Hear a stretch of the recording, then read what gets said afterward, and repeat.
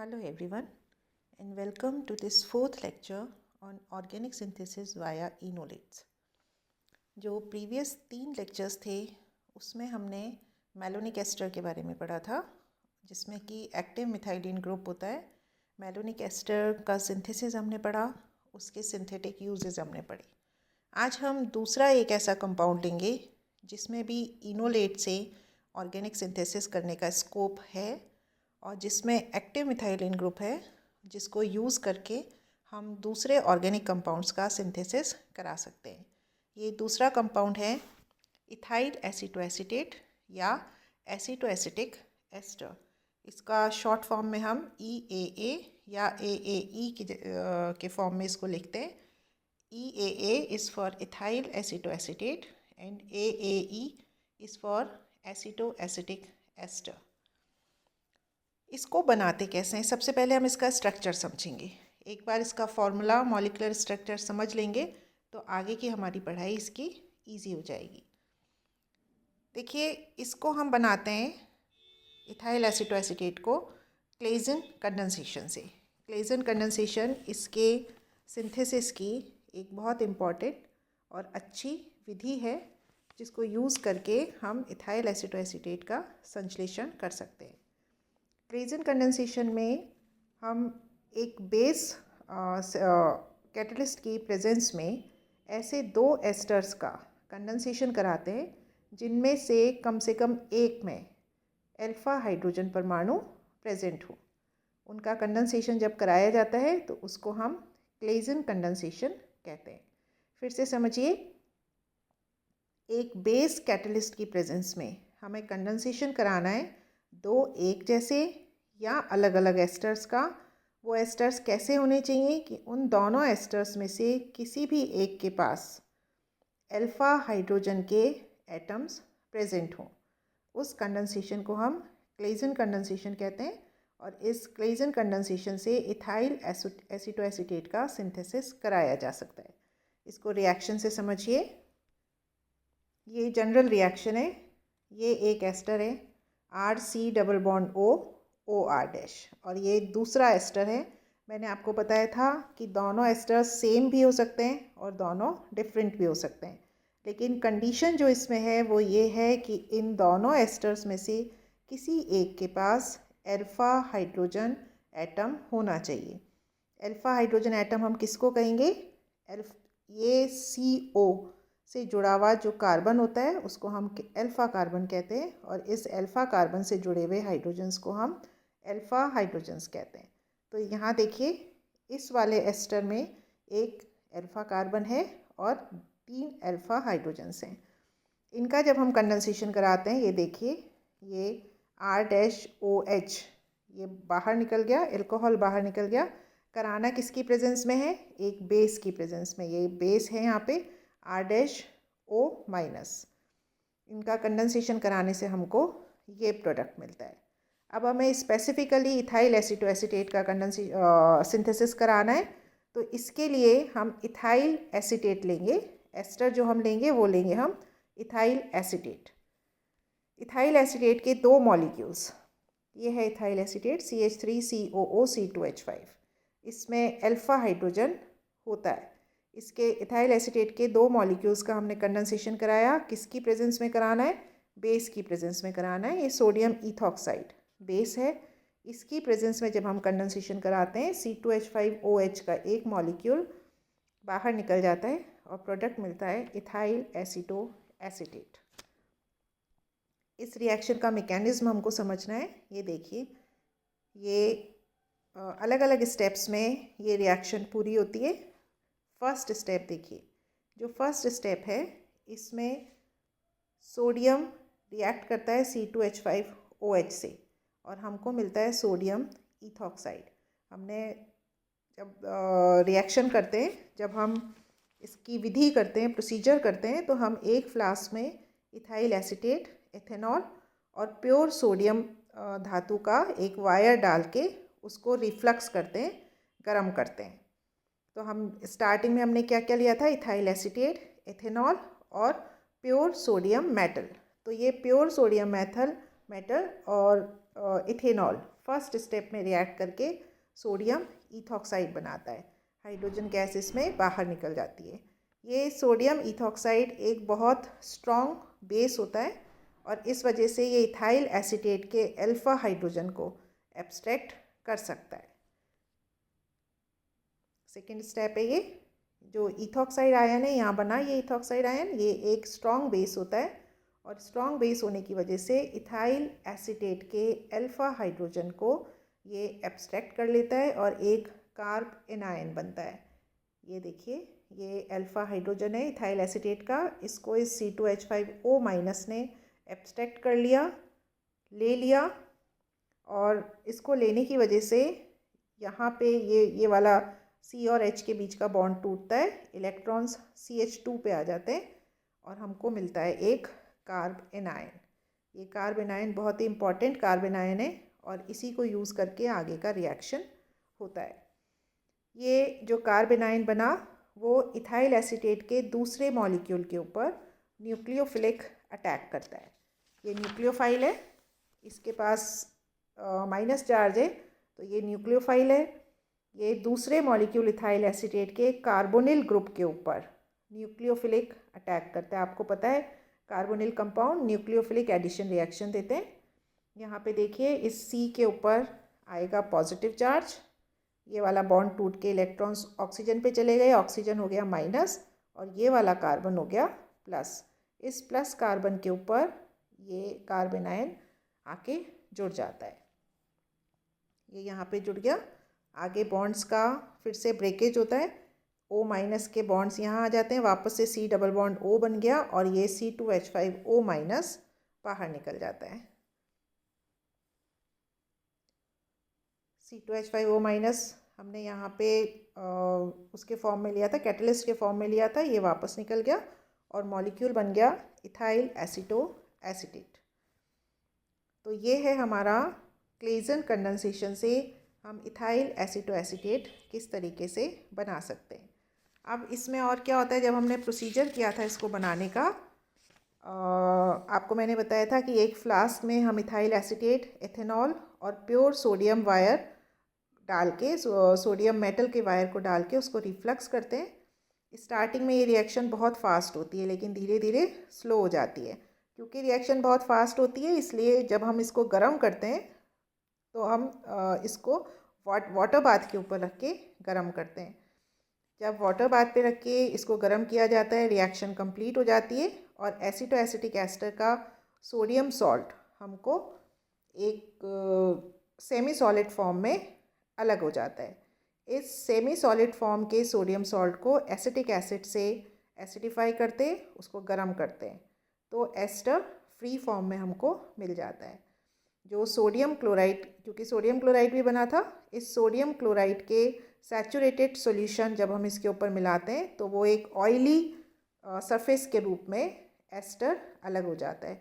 इस oily surface को अलग कर लेते हैं, उसका फ्रैक्शनल डिस्टिलेशन करते हैं।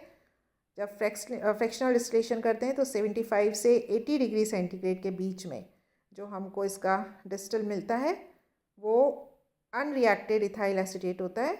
उसके बाद जो दूसरा हमको डिस्टिल इसमें मिलता है 175 से 185 डिग्री सेंटीग्रेड के बीच में, उसको हम इकट्ठा कर लेते हैं और वो एसीटो एसिटिक एस्टर होता है। इसको, इस एसीटो एसिटिक एस्टर को लो प्रेशर पे जब डिस्टिल करते हैं तो ये हमको प्योर फॉर्म में मिल जाता है। तो यहाँ जो ये इथाइल एसीटो एसीटेट बना था, इसके क्योंकि इसके अंदर एक सक्रिय मिथाइलिन ग्रुप होता है और जिसके दोनों हाइड्रोजन एसिडिक होते हैं, तो एसिडिक होने की वजह से C2H5ONA सोडियम इथॉक्साइड प्रेजेंट है अभी भी इसके सॉल्यूशन मिक्सचर में। तो और वो क्योंकि स्ट्रॉन्ग बेसिक ग्रुप होता है इसलिए दोनों आपस में मिलके सोडियम सॉल्ट बना लेते हैं। ये सोडियम सॉल्ट जो है वो सेमी सॉलिड फॉर्म में अलग होता है। इस सोडियम सॉल्ट से जब अगर हमें शुद्ध एसिटो एसिटिक एस्टर बनाना है तो इसका रिएक्शन हमको एसिटिक एसिड से कराना होता है। एसिटिक एसिड से रिएक्शन कराने पे ये प्योर फॉर्म में इथाइल एसीटो एसीटेट हमें मिलेगा और साथ में एसिटिक एसिड का सोडियम सॉल्ट बनेगा। और इसको हम फिर फ्रैक्शनल डिस्टिलेशन से अलग कर लेते हैं। अभी मैंने आपको इसकी पूरी विधि बताई थी। तो इस तरह क्लेजन कंडेंसेशन को यूज़ करके इथाइल एसीटोएसीटेट का संश्लेषण सिंथेसिस हम कर सकते हैं। इसके ऊपर शॉर्ट नोट आता है, बड़ा क्वेश्चन भी आता है, तो आपको ये क्लेजन कंडेंसेशन बहुत अच्छे से याद करना है।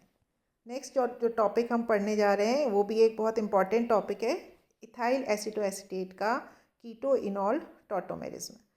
इथाइल एसीटोएसीटेट में देखिए कीटो इनॉल टॉटोमेरिज्म का सबसे प्राचीनतम उदाहरण है, ओल्डेस्ट एग्जाम्पल है। इसको सबसे पहले 1863 में ग्लूथर ने इसको इथाइल एसीटेट और सोडियम के रिएक्शन से बनाया था। अभी जो मैंने आपको बताया उसी रिएक्शन से इथाइल एसीटेट और सोडियम का रिएक्शन करा के ग्लूथर ने इसको 1863 में बनाया था। और जब उन्होंने इथाइल एसीटोएसीटेट बनाया तो उन्होंने ये बताया कि इथाइल एसीटोएसीटेट का स्ट्रक्चर उनके हिसाब से ये वाला था, जो असल में इसका इथाइल एसीटोएसीटेट का इनॉल फॉर्म है। इसमें कीटो इनॉल चलावेता हमको दिखती है। कीटो इनॉल टॉटोमेरिज्म कहाँ पे मिलता है? जहाँ पे दो या एक कार्बोनिल कंपाउंड के बीच में CH2 active methylene group present होता है। जब active methylene group C double bond O के पास में होता है, एक्टिव मिथाइलिन ग्रुप का हाइड्रोजन एसिडिक होता है। वो एसिडिक हाइड्रोजन मूव करता है इस O के पास और इस CH2 के पास। कभी ये वाला हाइड्रोजन इस ऑक्सीजन से जुड़ जाता है तो ये इनॉल फॉर्म आ जाता है और डबल बॉन्ड यहाँ आ जाता है, तो इन और ऑल। और कभी ये वाला जो H है वो इस CH के पास चला जाता है, CH2, और ये C डबल बॉन्ड O, तो ये हो जाता है कीटो फॉर्म। इथाइल एसीटोएसीटेट में कीटो इनॉल टॉटोमेरिज्म दिख सकता है। तो ग्लूथर ने जब 1863 में इथाइल एसीटेट और सोडियम का रिएक्शन करके बनाया तो उनके हिसाब से इसका इथाइल एसीटोएसीटेट का स्ट्रक्चर ये वाला था, जो कि इनॉल फॉर्म है। 1863 में ही फ्रैंकलिन और ड्यूपा उन्होंने भी इसी प्रोसीजर से AAE को बनाया और उनके हिसाब से जो स्ट्रक्चर था AAE का वो ये वाला था, जो होता है इथाइल एसीटोएसीटेट का कीटो फॉर्म। दोनों ने अपने अपने जो पक्ष रखा उसके फेवर में उन्होंने प्रूफ्स दिए, उनके जो एविडेंसेस दिए, उनके एविडेंसेस एक बार हम पढ़ते हैं, फिर उसके बाद हम डिसाइड करेंगे कि इसमें इथाइल एसीटोएसीटेट का स्ट्रक्चर असल में क्या होता है। पहले हम पढ़ेंगे ग्लूथर की जो उन्होंने फॉर्मूला दिया था उसके फेवर में उन्होंने क्या क्या एविडेंसेस दिए। उनके हिसाब से इनॉल फॉर्म था। यहाँ पे देखिए एक OH ग्रुप है। जो रिएक्शंस होंगे वो किस तरीके के रिएक्शंस होंगे हम पहले समझ लें उसको। यहाँ पे एक OH ग्रुप है, हाइड्रोक्सिल ग्रुप। तो ये वाला जो स्ट्रक्चर है वो हाइड्रोक्सी ग्रुप के लिए जो रिएक्शंस होते हैं वो रिएक्शंस देना चाहिए। साथ में यहाँ पे एक अनसैचुरेशन है, C डबल बॉन्ड C।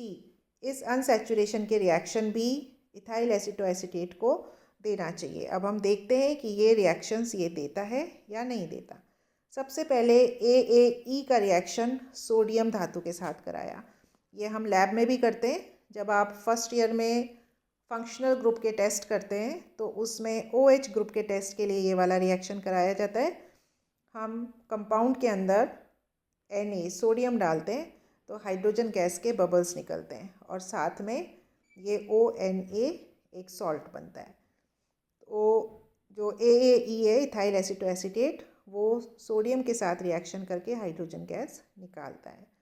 इसी तरह अनसैचुरेशन है। आपको पता है कि अनसैचुरेशन के लिए अगर हम ब्रोमीन का एल्कोहलिक सोल्यूशन इस किसी अनसैचुरेटेड कंपाउंड के अंदर डालते हैं तो वो ब्रोमीन को कलरलेस कर देता है। तो यहाँ पे भी जब ब्रोमीन को हमने इसके अंदर डाला, ब्रोमीन का एल्कोहलिक सोल्यूशन को डाला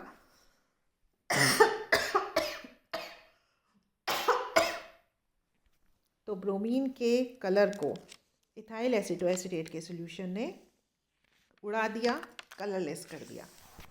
यहाँ पे डबल बॉन्ड है, डबल बॉन्ड पे योगात्मक अभिक्रिया होती है, तो ब्रोमीन की यहाँ पे ट्रांस एडिशन रिएक्शन हुआ और ब्रोमीन का कलर उड़ गया। इसी तरह जब डाईएजोमीथेन के साथ रिएक्शन कराया तो OH ग्रुप का रिएक्शन कैरेक्टरिस्टिक रिएक्शन है ये, नाइट्रोजन गैस निकली और एक ईथर बन गया। नेक्स्ट रिएक्शन है फेरिक क्लोराइड सोल्यूशन के साथ। जब फेरिक क्लोराइड सोल्यूशन को इथाइल एसीटोएसीटेट के अंदर ऐड कराया गया तो पर्पल कलर आता है। पर्पल कलर आना फेरिक क्लोराइड सोल्यूशन का इस ग्रुप के होने का प्रमाण है, जिसमें C के साथ OH जुड़ा है और उसके बाद एक अनसैचुरेशन है। इसकी प्रेजेंस के बारे में ये बताता है। इनॉल की प्रेजेंस के लिए ये एक कैरेक्टरिस्टिक टेस्ट है, रिएक्शन है फेरिक क्लोराइड सोल्यूशन का। तो ये चारों रिएक्शन से ये साबित होता है कि ग्यूथर का जो इनॉलिक फॉर्म वाला स्ट्रक्चर था वो करेक्ट है। अब हम पढ़ते हैं फ्रैंकलिन और ड्यूपा ने जो स्ट्रक्चर दिया था, मतलब कीटो फॉर्म दिया था, उसके फेवर में क्या एविडेंसेस दिए गए।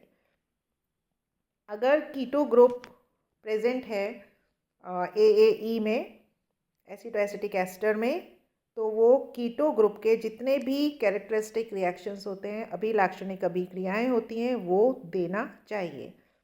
देखिए क्या क्या होती हैं। जब हम किसी कीटो कंपाउंड को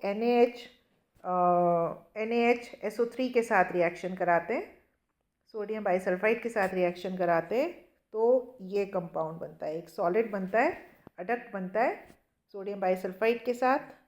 जब हमने AAE के साथ सोडियम बाइसल्फाइड का रिएक्शन कराया तो ये अडक्ट बन गया, यौगिकोत्पाद बन गया।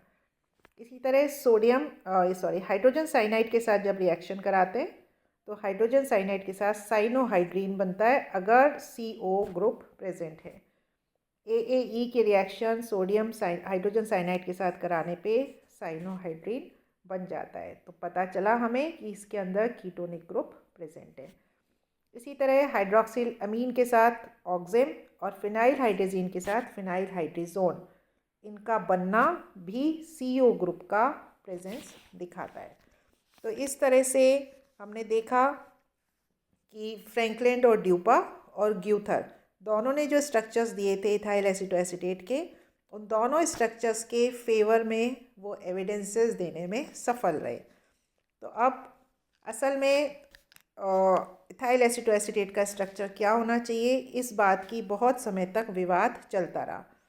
लास्ट में 1911 में नॉर ने ये बताया कि सॉल्यूशन फॉर्म में या लिक्विड फॉर्म में जो इनॉल और कीटो फॉर्म है वो एक दूसरे के अंदर कंटिन्यूसली चेंज होते रहते हैं। कीटो फॉर्म इनॉल में और इनॉल फॉर्म कीटो फॉर्म में। ये देखिए, इस साइन का मतलब होता है साम्य अवस्था आ जाना।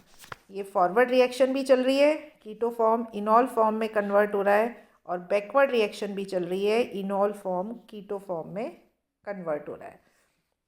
तो नॉर्मल टेम्परेचर पे इन दोनों के बीच में साम्य रहता है। अब अगर हम कोई ऐसा रिएजेंट इस मिक्सचर में मिलाएं जो कीटो फॉर्म के साथ रिएक्शन करता हो, तो कीटो फॉर्म मान लीजिए ये हाइड्रोजन साइनाइड मिला दीजिए, या हाइड्रोक्सिल अमीन मिला दीजिए, या फिनाइल हाइड्रोजीन मिला दीजिए, इनमें से कुछ भी हम सॉल्यूशन में इस मिक्सचर में डालते हैं तो ये कीटो फॉर्म के साथ रिएक्शन करता जाएगा, और ली शटेलियर के रूल नियम के अकॉर्डिंग कीटो फॉर्म धीरे धीरे ख़त्म होती जाएगी। कीटो फॉर्म ख़त्म होती जाएगी तो इनॉल फॉर्म लगातार कीटो फॉर्म में कन्वर्ट होती जाएगी, और धीरे धीरे सारी इनॉल फॉर्म कीटो फॉर्म में कन्वर्ट हो जाएगी। कीटो फॉर्म इधर रिएक्शन करती जा रही है और ख़त्म होती जा रही है। इसी तरह अगर हम इस रिएक्शन मिक्सचर में कोई ऐसा रिएजेंट मिलाएं जो इनॉल के साथ रिएक्ट करता हो, मान लीजिए हमने सोडियम मिला दिया तो वो इनॉल फॉर्म के साथ रिएक्शन करेगा, फेरिक क्लोराइड मिला दिया वो भी इनॉल फॉर्म के साथ रिएक्शन करेगा, धीरे धीरे इनॉल फॉर्म ख़त्म होता जाएगा और कीटो फॉर्म इनॉल फॉर्म में कन्वर्ट होता जाएगा। तो इस तरीके से नॉर ने 1911 में इस विवाद को ख़त्म कर दिया, ये बता के कि कीटो और इनॉल के बीच में साम्यावस्था होती है और वो कंटिन्यूसली एक दूसरे के अंदर चेंज हो सकते हैं। आज हमने दो इम्पॉर्टेंट चीज़ों के बारे में पढ़ा। इथाइल एसीटोएसीटेट का संश्लेषण क्लेजन कंडेंसेशन के थ्रू, और दूसरा इथाइल एसीटोएसीटेट में कीटो इनॉल चलावयता टॉटोमेरिज्म। इसमें आगे आपको separation of keto and enol forms करना है, ये आप लोग खुद करेंगे, और साथ में कीटो इनॉल अनुपात को ज्ञात करने की विधियाँ, determination of keto enol ratio, ये भी आप खुद पढ़ेंगे। इसको पढ़ने के बाद इसके ऊपर, इन चीज़ों के ऊपर शॉर्ट नोट्स आते हैं।